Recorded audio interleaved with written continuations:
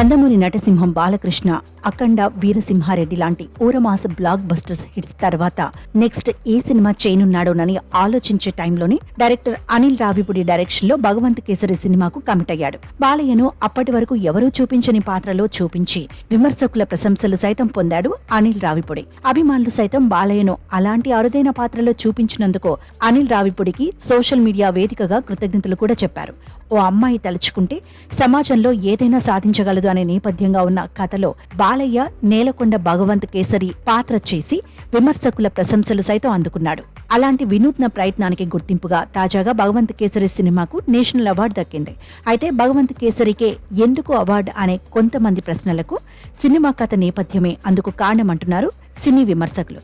అంతేకాదు, ఇలాంటి అరుదైన సినిమాలకు ఇలాంటి జాతీయ స్థాయిలో అత్యున్నత గౌరవం దక్కడంతో మహిళను ఇన్స్పైర్ చేసే మరిన్ని సినిమాలు వెలుగులోకి వస్తాయంటున్నారు.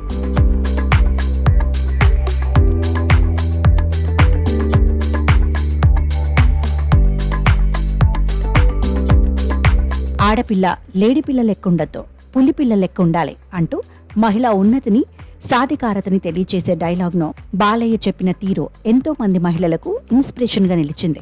సమాజంలో మహిళలను బలహీనులుగా భావించే ప్రతి ఒక్కరికి భగవంత్ కేసరి సినిమాతో సరైన సమాధానం చెప్పాడు నటసింహం బాలయ్య. ఈ సినిమా కథ నేటి తరం అమ్మాయిలను చాలా ఇన్స్పైర్ చేసింది. అమ్మాయిలు ఎవరికి ఏ విషయానికి భయపడకూడదని, బలమైన లక్ష్యం కోసం పోరాటం చేయాలని చెప్పే నేలకొండ భగవంత్ కేసరి పాత్ర అందర్నీ తెగ ఆకట్టుకుంది. బాలయ్య లాంటి స్టార్ హీరో ఈ సినిమా చేయటం వల్ల సినిమా స్ఫూర్తి నేటి తరం యువ మహిళలకు సులువుగా చేరువైంది.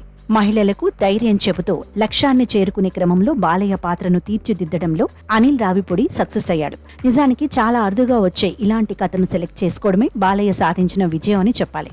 సున్నితమైన మనస్తత్వం ఉన్న కొంతమంది మహిళలను భగవంత్ కేసరిలోని శ్రీలీల పాత్ర బాగా ప్రభావితం చేసింది. సినిమాలో అనుకునే భావనను శ్రీలీల పాత్రతో పూర్తిగా మార్చేశాడు అనిల్ రావిపూడి. సినిమాలో సైనిక శిక్షణ తీసుకోవటం కోసం శ్రీలీలను బాలయ్య మోటివేట్ చేసిన తీరును చాలా అద్భుతంగా తెరపై చూపించడంలో సక్సెస్ అయ్యాడు డైరెక్టర్ అనిల్ రావిపూడి.